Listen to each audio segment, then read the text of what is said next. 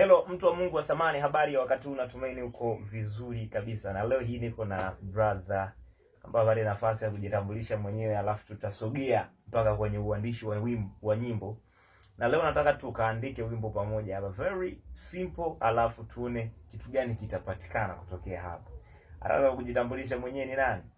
Yes, mimi naitwa Meshak Peter. Tumekutana tena na ndugu yangu Paul Lucas kukupa madini kwa ajili ya kuweza kukuza kipaji chako. Mimi naitwa Meshak Peter, not here. Yes. Sasa tuko hapa na tunatamani tukapate wasaa wa kuandaa wimbo pamoja, azimesema. Na actual wimbo hatuko nao, ila tunaenda kuandaa wimbo pamoja.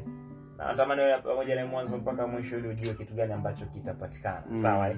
Yes. Sawa, sasa Kakamisha, kama unatamani tutumie idea gani hapo ili tu dive kwayo? Yes. Hapa tunahakikisha tunaandaa hatua kwa hatua.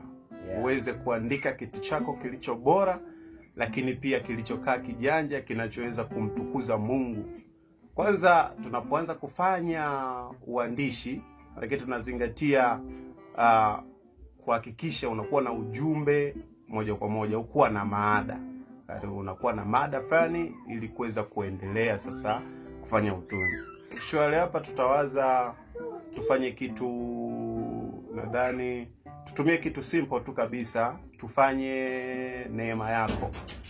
Neema yako, yani uwe ni wimbo wa kumtukuza Mungu.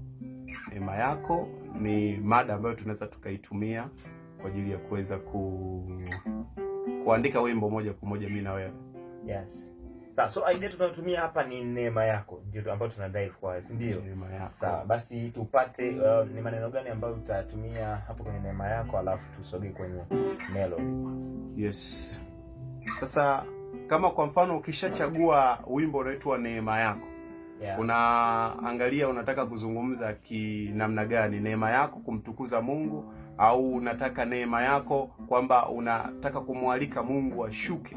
Sasa leo sisi tunataka tutumie hapa hii neema yako, hii mada ya neema yako, kwamba Mungu ashuke, aje kwetu, tuione neema yake. Tuione neema yake. Maana tutauita neema yako kwa sababu tunamhitaji Mungu ashuke, tuione neema yake. Sasa ukiwa unachagua title, tunakuwa tunasema tu neema yako kwa sababu inaweza ikajumuisha vitu tofauti tofauti wakati kwa tunatengeneza verse, na utaelewa zaidi. Lakini kwa moyo wa wimbo unaitwa neema yako. Sasa tutatumia maneno mengine, tutaongeza kwamba shuka Bwana, shuka tuone neema yako. Shuka Bwana, shuka tuone neema yako. Yes. Na ndo tunaweza tukayatumia pia kwenye chorus, inaweza kaa ni zaidi ya hivyo. Neema yako, neema yako. Sasa tutatengeneza melody mimi na wewe.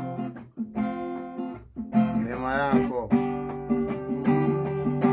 Shuka Bwana, tuone neema. Shuka Bwana, tuone neema yako. Shuka Bwana, tuone neema yako. Shuka Bwana, tuone neema yako. Shuka Bwana, tuone neema. Shuka Bwana, tuone. Shuka Bwana, tuone neema yako. Shuka Bwana, tuone neema yako. Shuka Bwana, tuone neema yako. Shuka Bwana, tuone neema yako.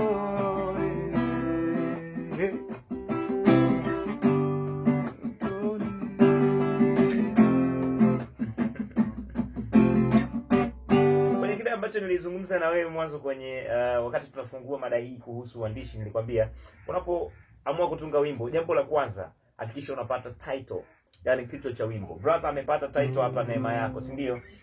Yes. Na nikakwambia baada ya title kinachofuata ni kupata maneno ya kile ambacho unaenda kukizungumza. Brother kapata maneno kwamba shuka Bwana tuione nini? Neema yako. Na title yake ni neema yako. Then akaenda mpaka kwenye kile ambacho anataka kukizungumza kwamba shuka Bwana tuone neema yako. Baada ya kuandika maneno kinachofuata ni nini? Ni melody. Hii inakurahisishia kwenye utendaji wako kazi. Yes. Kwamba tayari title ninayo, tayari maneno ninayo, ninachohitaji hapa ni melody. Na namna nyingine nyepesi ya kufanya kwenye eneo la melody, unaweza ukafanya pengine usitilie maneno moja kwa moja, labda uko unafanya tu kila kitu alikuwa anafanya